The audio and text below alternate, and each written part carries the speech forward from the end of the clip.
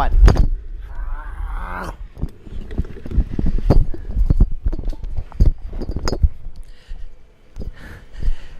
Hello, everybody. So That was a rare Nicholas Tsukalissaurus. you don't see those very often anymore. I don't know the reason for that. He is a close relative to the Nidhogg, which Yes. is the subject of our game. Nidhogg II. The controversial sequel to the non-controversial first game. Yep.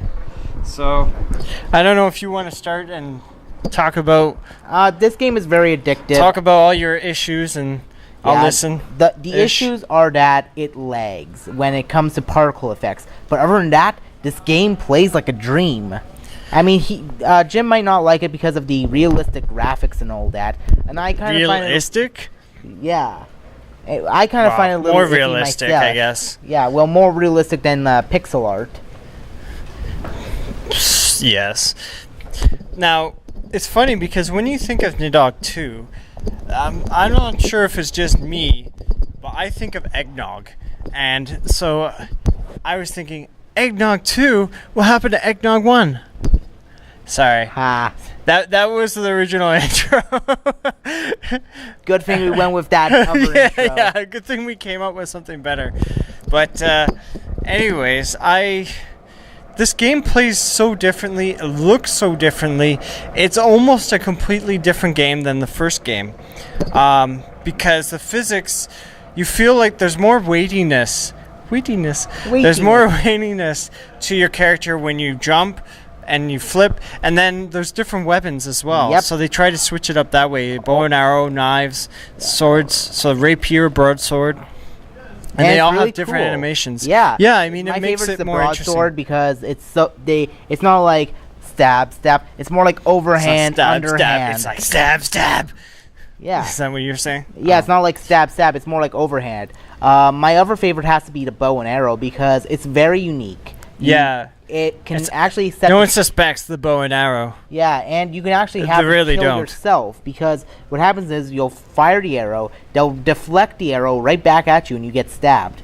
Unless you use another arrow to deflect that arrow. Or if you swing... Well, yeah, and I think if you swing the sword, you can sort of deflect it too, and... Yeah, this is a really fun game. All things considered, this game, spent a good chunk of our 40 time, minutes or so. 40 minutes just playing through this game. Beat the game. Yeah, we basically beat the game. We did beat the game. It's one of those few games where we did beat the game in a single setting. Yeah.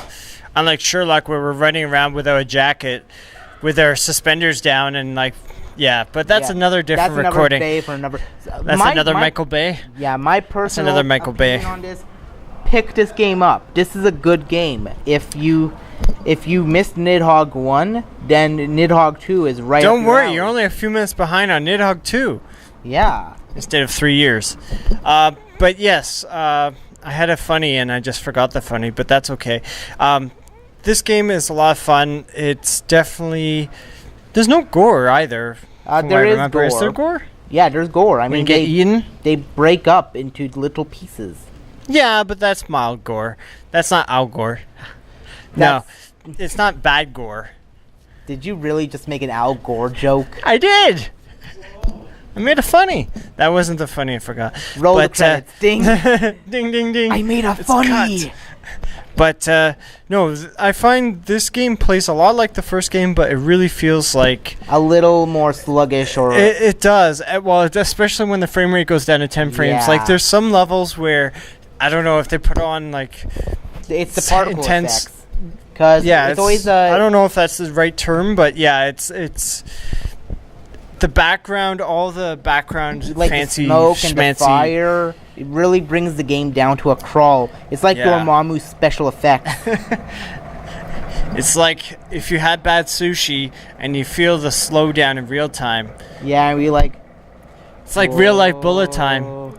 Yeah. Except you're actually affected too. And you're not going to be moving. It's not like the cool bullet time where you move fast and everyone else moves slow. This is so opposite bullet time. This is like bullet time, but everyone's affected. It still makes for really cool moments, though. Yeah. There are like moments where... I always wanted to see that animation in slow-mo. Yeah. There's like tons of cool moments when you have it in slow motion, so... I don't know. Maybe this is like one of the few games where I say this game you can actually play if you have a bad computer, because it's just because the lag actually makes it better. It makes it more dramatic. Yeah. Yeah, I think this is definitely a game that you want to keep on playing. It's very addictive. Yeah, this is It's not like Cluster My Trucks where you feel like, okay, this game's laggy, I don't want to play anymore. Or Demons, Crystals, Soul Gems. Yeah. Yeah, this one, it does feel it. This, I felt, was the most addictive game that we played today and for a last while. Like, this game will stay in my mind for the night. I think, and I think seeing that hairy Nidhogg will shock me for the rest of my life. Unfortunately, 1 like equals 1 fear. And seeing at the last stage, the anus was something I really didn't need to see.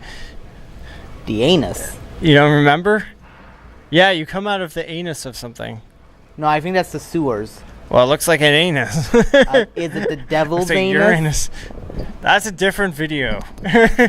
Getting confused. So, anyways, keep on eggnogging and try out Nidhogg. It is a con game. Play it. It's very competitive too. It's a competitive game. Read about it. Read all about it.